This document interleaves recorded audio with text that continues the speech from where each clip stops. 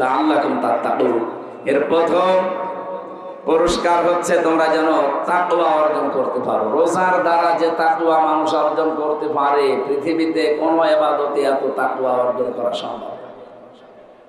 এরপরে কিছু বিধানের কথা আল্লাহ জানিয়েছেন যে কারা কারা রাখবে, কারা রাখবে না, কি করবে। এর শেষের দিকে আছে ওয়া আনতাসুমু খায়রুল লাকুম ইন কুনতুম তা'লামুন। যদি তোমরা রোজা রাখো এরপরেও তোমাদের জন্য এটা ভালো হবে, কল্যাণ হবে। কি ভালো হয়, কি কল্যাণ হয় রোজা রাখলে? আমরা একটা একটা করে কয়েকটা বিষয় বলার পরে তাফসিরে যাচ্ছি। প্রথম নম্বরে রোজা রাখলে উপকার হয় মানুষের শরীরে। আমরা কোরআন থেকে কথা শুনবো। সামনে রমজানুল মুবারক ছায়া ফেলতে যাচ্ছে। আজকে যদি চাঁদ উঠে যায়, মাগরিবের পরে যদি সত্যি চাঁদ ওঠে, মাগরিব পর্যন্ত এই 11 মাসের যে ইবাদত, মাগরিবের পর থেকে 1 মাসের ইবাদতটা পুরো আলাদা হয়ে যাবে। আমরা এখনো পর্যন্ত যদি 70 বার সুবহানাল্লাহ বলি যে সওয়াব পাওয়া যাবে, তো মাগরিবের পরে চাঁদটা উঠতে দেরি, আপনি একবার সুবহানাল্লাহ বলবেন, সেই সওয়াব পাওয়া যাবে। হ্যাঁ, নেকির মূল্য অনেকের কাছে হয়তো এখনো নেই। এটা যদি মূল্য আপনি না বোঝেন, পারকালীন জিন্দেগি যদি সত্যি আপনার কাছে ক্লিয়ার না থাকে, এটার মূল্য আপনার কাছে আসবে না। আমরা যারা কোরআন হাদিস 100 ভাগ বিশ্বাস করি, এখানে বসে বসে আসি, বলেন তো কিয়ামতের ময়দানের যে দৃশ্যের কথা আল্লাহ কোরআনে দিয়েছে, এটা কি স্বাভাবিক বিষয় না বিশাল বিষয়? বিশাল ব্যাপার একটা। যে মা আমাকে পেটে নিয়েছে, আপনি ধারণা করতে পারেন কোনদিন সে 500 বছর তার পা ধরে পড়ে থাকবে মানুষ, আর মুখের ওপরে লাথি দিয়ে বলবে যে আমার দুনিয়ায় বিয়েই হয়নি, তোরে পাবো। কি কঠিন অবস্থা তৈরি হবে। ইয়াওমা তারাউনাহা তাযহালু কুল্লু মুরদিআতিন আম্মা আরদাআত ওয়া তাদাউ কুল্লু যাতি হামলিন হামলাহা ওয়া তারান নাসা সুকারা ওয়া মা হুম বিসুকারা ইলা আখির আয়াত। সূরা হজের ভেতরে আল্লাহ জানিয়েছেন, হে নবী, এমন ঝলঝলা অবস্থা পয়দা করবো ময়দানে হাসরে, দুধের বাচ্চার কথা পর্যন্ত তার মা ভুলে যাবে। সন্তান হওয়ার জন্য লজ্জা স্থানও লাগবে না, পেট ফেটে বের হয়ে যাবে। কি ভয়াবহ দৃশ্য তৈরি করবে বলেন তো আল্লাহ। ওই কঠিন ময়দানে শুধুমাত্র মানুষের কাজে লাগবে তার দুনিয়ার ভালো কাজ, নেক কাজ, সওয়াব যেটা বলা হয়। এই জন্য দুনিয়া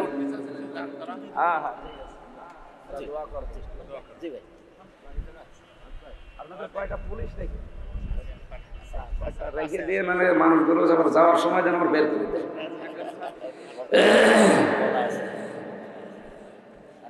আর আমরা বেশি সময়ও না, যেহেতু দিনের বেলা। তো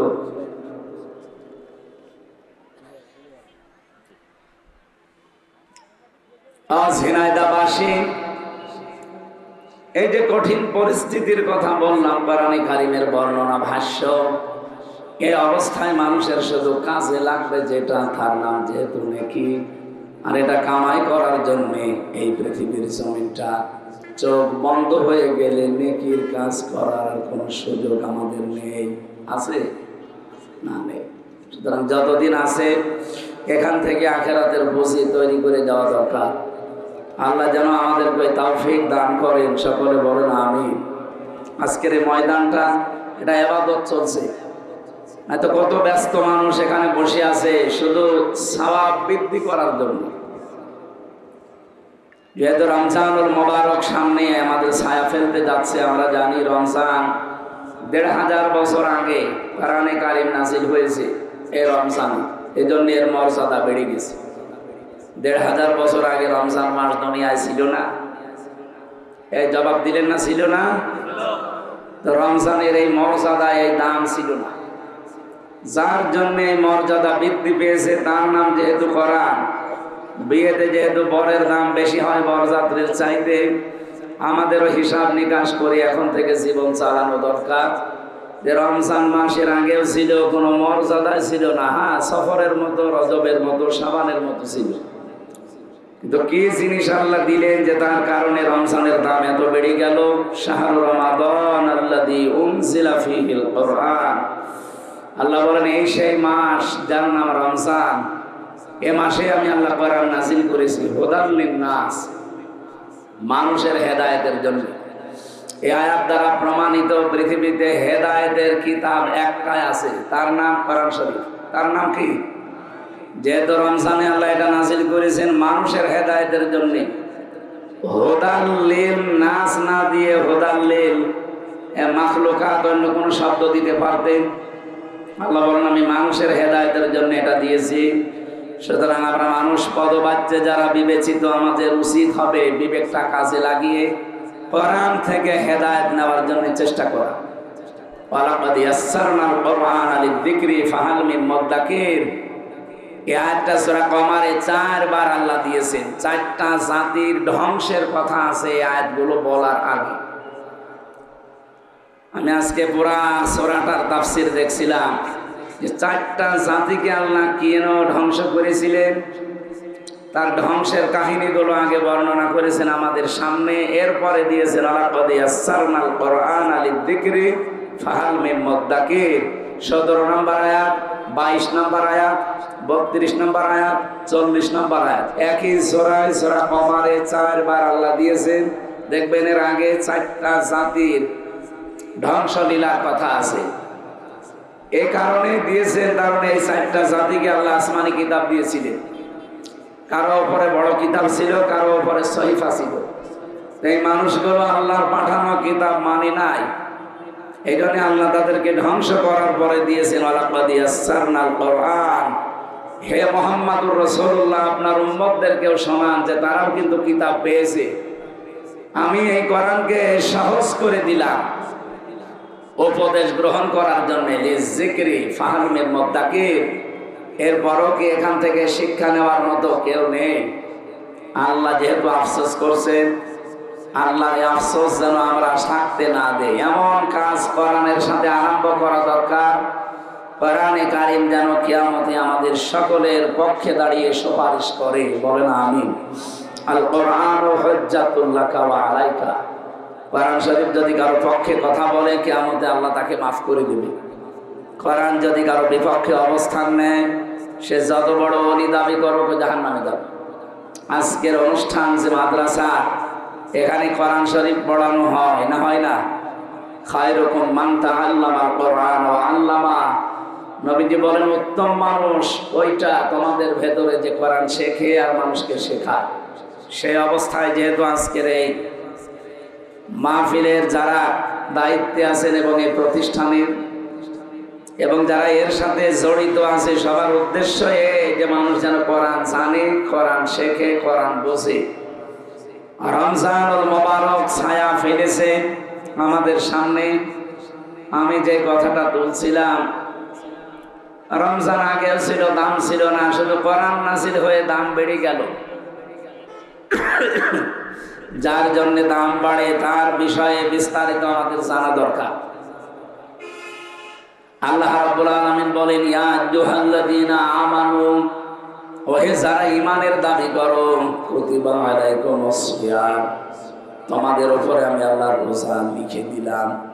কামা কুতিবা আলাল্লাযীনা মিন ক্বাবলিকুম, তোমাদেরকে দেয়নি এর পূর্বে যত নবী ছিল প্রত্যেক নবীর উম্মতের উপরে এটা লিখিত ছিল। লাআল্লাকুম তাত্তাকুন। এর প্রথম পুরস্কার হচ্ছে তোমরা যেন তাকওয়া অর্জন করতে পারো। রোজার দ্বারা যে তাকওয়া মানুষ অর্জন করতে পারে, পৃথিবীতে কোনো ইবাদতে এত তাকওয়া অর্জন করা সম্ভব।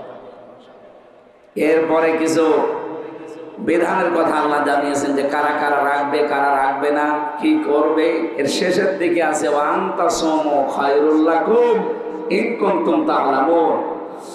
যদি তোমরা রোজা রাখো এরপরেও তোমাদের জন্য এটা ভালো হবে, কল্যাণ হবে। কি ভালো হয়, কি কল্যাণ হয় রোজা রাখলে, আমরা একটা একটা করে কয়েকটা বিষয় বলার পরে তাফসিরে যাচ্ছি। প্রথম নম্বরে রোজা রাখলে উপকার হয় মানুষের শরীরে। 2017 সালে এই তথ্যটা এক চিকিৎসা বিজ্ঞানী দিয়েছে। এর নাম হচ্ছে ইউশোনারি ওসামি। এ বাড়ি জাপানে। উনি চিকিৎসা বিজ্ঞানের উপরে নোবেলও পেয়েছে 2017 সালে। আমি ওনার ওই জীবনীটা পড়ছিলাম, কেন নোবেল দেওয়া হয়েছে তাকে। উনি 3.5 হাত বডি নিয়ে গবেষণা চালিয়েছে। আমাদের ভেতরে আল্লাহ রাব্বুল আলামিন ব্যক্তিগত মানে সৃষ্টিগতভাবে 2 কোটি কোষ দিয়েছে। এই কোষগুলো আমাদের শরীরে না থাকলে আপনি মারা যাবেন। কিন্তু এই যে 12 মাস একাধারে যখন খাবার মানুষ কন্টিনিউ খেতে থাকে, এই কোষের পাশাপাশি আরো কিছু কোষ তৈরি হয়, বৃদ্ধি পায় এই কোষগুলো। আপনি চিন্তা করলেন যে এই যে বেশি বেশি এই কোষগুলো তৈরি হয়, এর কাজ কি? কাজ তো দূরের কথা, এর অপকারিতাই বেশি। কারণ এই কোষগুলো যখন বৃদ্ধি হয় তখন শরীরের ভেতরে আমাদের যে 5.5 কেজি রক্ত আছে, এর ভেতরে 5 প্রকার ক্যান্সার হওয়ার সম্ভাবনা বেশি। ওই কোষ যার যত বেশি হবে তার তত বেশি ক্যান্সারের ঝুঁকি থাকে। 2 নম্বরে শরীরের ভেতরে টিউমার তৈরি হবে। আপনি দেখবেন টিউমার 2 প্রকার হয়, একটা ভেসে ওঠে আর একটা ভেতরে থাকে। আমার এই যে একটা ভেসে উঠেছে, অনেকের ভেসে ওঠে উপরে, অনেকের ভেতরে থাকে। টিউমার আছে। এই কোষগুলো ধ্বংস যদি না করা যায় তাহলে এই 2টা রোগ, টিউমার, ক্যান্সার বাড়তেই থাকবে। চিন্তা করবেন এটা কি করে নষ্ট করা যায়। পরবর্তীতে তিনি মিলিয়ে দেখলেন প্রায় 30 দিন, দিনের বেলা 12-14 ঘন্টা একাধারে প্রতিদিন কেউ যদি না খেয়ে থাকতে পারে, যেহেতু 11-12 মাসে একাধারে এই কোষগুলো বৃদ্ধি হতে থাকে, ওই আসল কোষের পাশাপাশি এই কোষগুলোর কোনো কাজ নেই, শুধু রোগ বৃদ্ধি করে, ক্যান্সারের মতো একটা রোগ। ভাবে যে কোষগুলো আমাদের শরীরে আছে 2 কোটি, এগুলো এই আশপাশে যেগুলো তৈরি হয় এগুলো খেতে আরম্ভ করে। কারণ 12-14 ঘন্টা আপনি খাবার দেন না ভেতরে, সে খাবে কি? তখন ওই আশপাশে যেগুলো বৃদ্ধি হয়ে আছে ওইগুলো খাওয়া আরম্ভ করে। উনি চিন্তা করে দেখলেন, গবেষণা করে, যে একাধারে যদি 30 দিন এভাবে মানুষ পালন করে তাহলে পুরা অতিরিক্ত কোষগুলো, আল্লাহর দেওয়া কোষ, খেয়ে খেলে সব শেষ করে ফেলার একটাও বাকি থাকে। উনি চিন্তা করেছিলেন দেখি তো এটা পৃথিবীর কোন গ্রন্থে এই তথ্যটা পাওয়া যায় কিনা। ধর্মীয় গ্রন্থগুলো তিনি অনুসন্ধান করতে করতে সর্বশেষ কোরআনুল কারিমে তিনি পেয়েছেন এই তথ্যটা। 1500 বছর আগে আমার আল্লাহ এই তথ্য কোরআনে নাযিল করে জানিয়েছেন যে এই কোষগুলো থেকে মুক্ত হওয়ার জন্য আল্লাহ রাব্বুল আলামিন সিয়াম দিয়েছেন, রোজা দিয়েছেন। পৃথিবীর অন্যান্য জাতিরাও রোজা রাখে, কিন্তু তাদের রোজার ভেতরে আমাদের নবীর যে নিয়ম নীতি এইটা পাওয়া যায় না। খ্রিস্টানদের ভেতরে আপনি দেখবেন তারা রোজা রাখে, ইহুদিরা রোজা রাখে, মুশরিক আমাদের পাশে যারা আছে তারাও রোজা রাখে। আমি ইহুদিদের রোজা পড়েছি, দেখেছি তাদের এই সমস্ত রোজাতে সেহরি করা লাগে না। খ্রিস্টানদের রোজাতে ইফতারি করা লাগে না। আর মুশরিকদের যারা রোজা রাখে তার মানে উপোস থাকে, ও সেহরিও নিয়ে ইফতারিও নিয়ে। অথচ আল্লাহর নবী আমাদের সেহরির ভেতরে বরকতের কথা জানিয়েছেন। আজকে থেকে যেহেতু আরম্ভ হবে সেহরি, অবশ্যই আপনি এটা ছোট মনে করবেন না, এটা একটা ইবাদত। এর ভেতরে অনেক বরকত লুকিয়ে রেখেছেন। 2 নম্বরে ইফতারি যেটা বলা হয়, বিশ্বনবী জানিয়েছেন লিসাইমি ফারহাতান, ফারহাতুন ইনদা ফিতরিহি ওয়া ফারহাতুন ইনদা লিকাই রাব্বিহি। তিরমিজি শরীফের হাদিস। রোজাদার যারা, তাদের জন্য আল্লাহ 2টা খুশি। 1 নম্বরে ঘোষণা দিয়েছেন যারা সারাদিন রোজা রাখার পরে ইফতারি করবে, এই সময় একটা আলাদা আনন্দ আল্লাহ তাকে দান করবে। এই জন্য রোজা রেখে ইফতারি করার ভেতরে যে আনন্দ পাওয়া যায়, যেমন খুশি হওয়া যায়, রোজা না রেখে যদি কেউ চুরি করে ইফতারি করে, ওর ভেতরে কোনো আনন্দ আছে? একটা চোর চোর ভাব লাগে, যে আসলে একটা চোর। এদের একটা আনন্দের বিষয়। একটা ফিতরাতুন শব্দের অর্থ ফিতরিহির 2টা অর্থ আছে। একটা ইফতারি করা, আর একটা হচ্ছে ঈদুল ফিতরের নামাজ পড়ার পরে মানুষ যখন বাড়িতে যাবে, নবীজি বলেন তখন এই মানুষটা একেবারে মনে হবে তার মা তাকে এইমাত্র দুনিয়াতে প্রসব করেছে। বলেন সুবহানাল্লাহ।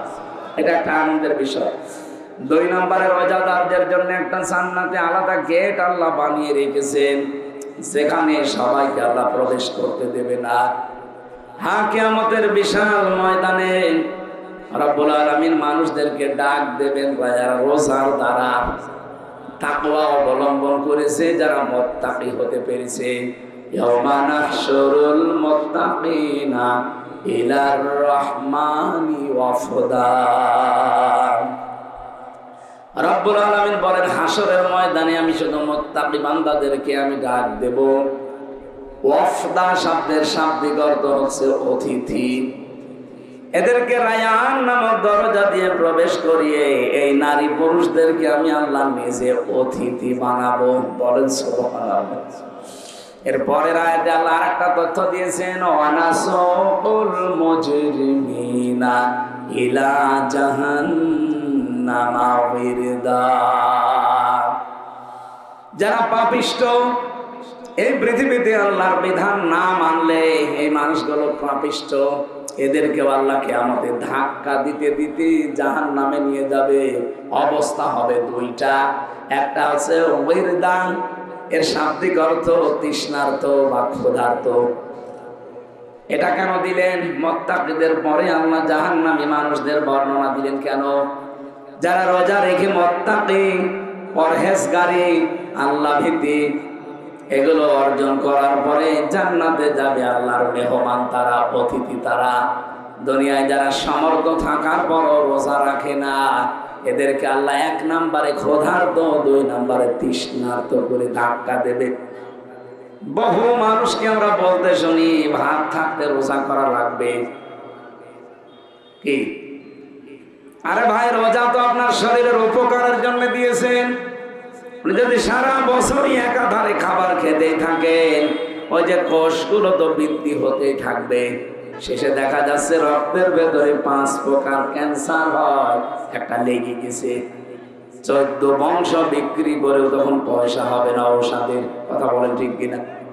এটা আমাদের উপকারের জন্য, এটা তোমাদের জন্য উপকার আছে রোজায়। তার প্রথম উপকার এইটা, আপনি টিউমার থেকে, ক্যান্সার থেকে যদি বেঁচে থাকতে চান, রোজার বিকল্প কোনো বিধান আর দুনিয়ায় নেই। আল্লাহ এই আজকে থেকে যেহেতু আরম্ভ হবে, ফামান শাহিদা মিনকুমুশ শাহরা ফালিয়াসুমহু, তোমাদের ভেতরে কেউ যদি রোজার মাস পায়, আল্লাহ বলেন অবশ্যই সে যেন রোজা রাখে। ফালিয়াসুমহু। অথচ কত মানুষ আমরা বিভিন্ন দোহাই দিয়ে আল্লাহর এই বিধানটা শেষ করে দেবো। বলো না, আমার গ্যাস, রোজা রাখলে আরো গ্যাস ভালো হবে না, আমার ডায়াবেটিস, রোজা রাখলে ডায়াবেটিস কন্ট্রোল হবে। এগুলো সব বিজ্ঞানের তথ্য দ্বারা প্রমাণিত। কোরআনে তো আছেই, হাদিসে তো আছেই, বিজ্ঞান দ্বারা প্রমাণিত। সুতরাং আমরা যেন কেউ আজকে থেকে রোজাটা হেলায় খেলায় নষ্ট না করি, কোনো দোহাই চলবে না। এই পৃথিবীতে একজন মানুষ সবচাইতে বেশি সুস্থ ছিলেন, তার নাম নূহ আলাইহিস সালাম।